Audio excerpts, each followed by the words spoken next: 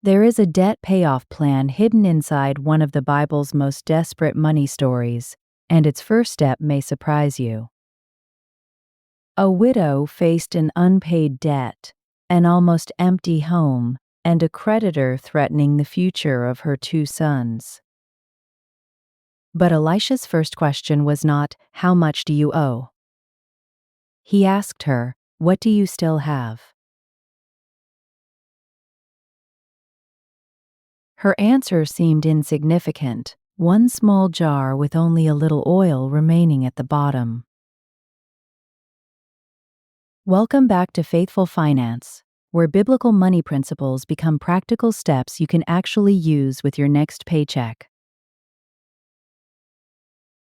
Today, we replace shame, wishful thinking, and scattered bills with one honest and repeatable debt plan. Proverbs says the borrower becomes servant to the lender.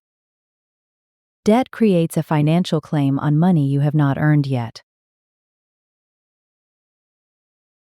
Every scheduled payment assigns part of a future paycheck before that month has even begun. Being in debt does not make you a spiritual failure. Your starting balance is a location, not your identity. Debt can follow illness, unemployment, education, caregiving, emergencies, impulsive choices, or simply a difficult season of survival. Shame hides the numbers. Wisdom brings them into the light, where uncertainty can finally become a workable plan.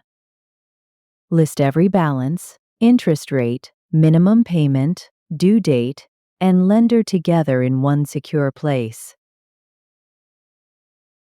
Jesus used the picture of sitting down to count the cost. Honest calculation matters before any difficult plan begins.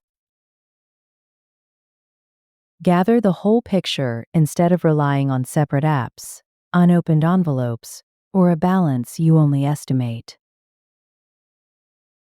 If the minimum payments already exceed what you can pay, contact lenders and qualified local help early. Early communication can reveal available options before missed payments, fees, and collection pressure multiply the damage.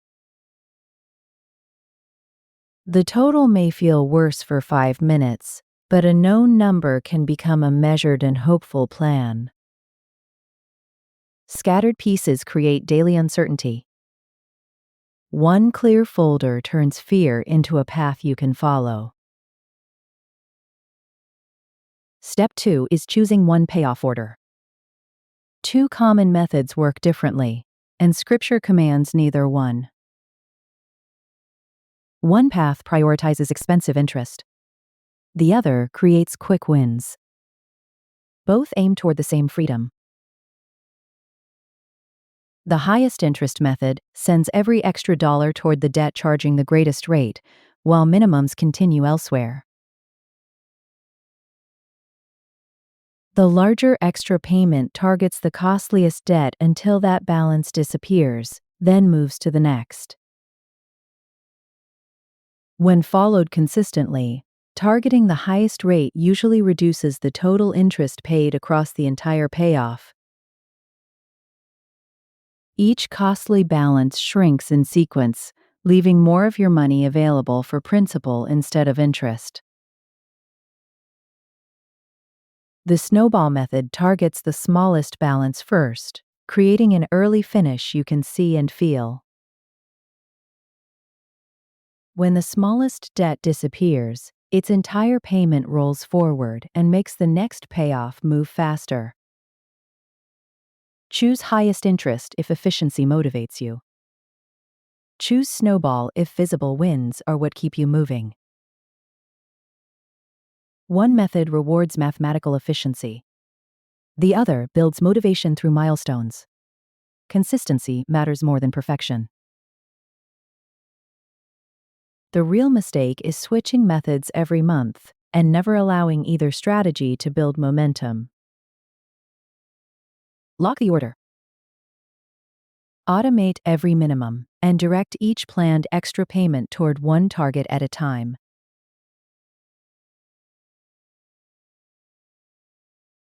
Step 3 is stopping the cycle from restarting when the next repair, bill, or emergency arrives.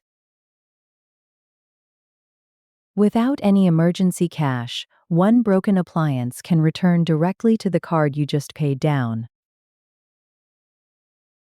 Before accelerating the payoff, build a modest starter buffer appropriate to your real risks and responsibilities. A modest cash cushion can turn an emergency into an expense without immediately creating another debt. There is no universal biblical amount. Your household, income stability, dependence, health, and property risks all matter. A stable renter and a family with children, irregular income, and an older car face different risks. Then make one clear rule: add no new consumer debt while you are paying off the old debt.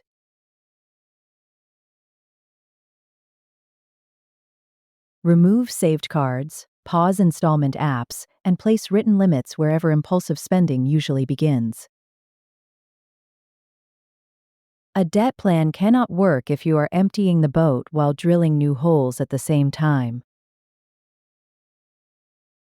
Payoff removes the water. Prevention closes the leak.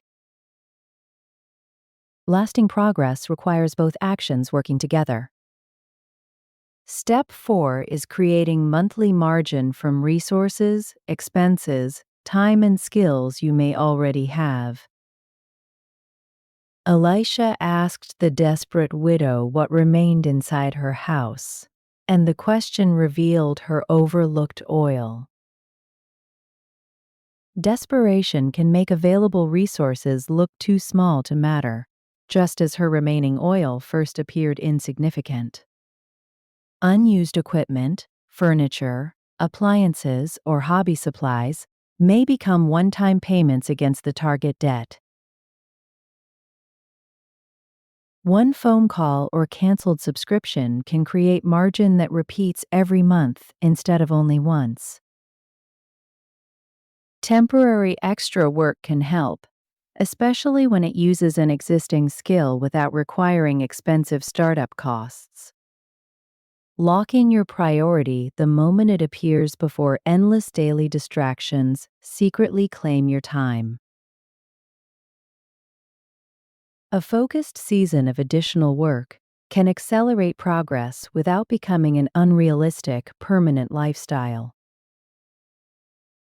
Lock in your priority the moment it appears before endless daily distractions secretly claim your time. Channel every small resource directly into one focus while keeping everything else stable in the background. Create space far beyond your immediate needs because real transformation always requires broader preparation. When a community shares its raw materials, even small efforts build the foundation for a lasting breakthrough. As she began pouring, the small resource kept expanding until every single capacity was completely filled. One vessel filled, then another, as her sons kept bringing empty jar and she continued pouring. Then came the order. Sell the oil, pay the debt, and live with her sons on the rest. The marketplace converted provision into income. The creditor was paid, and the family's future received protection. Faith was not passivity. She asked for help, gathered vessels, poured, sold, repaid, and protected her family. Identify what remains. Create margin. Repay what you owe and protect tomorrow from repeating yesterday's crisis. List every debt. Choose one order. Build a buffer. Create margin. Automate payments and take the next faithful step. Subscribe to Faithful Finance and comment interest or Snowball to share which method would keep you consistent.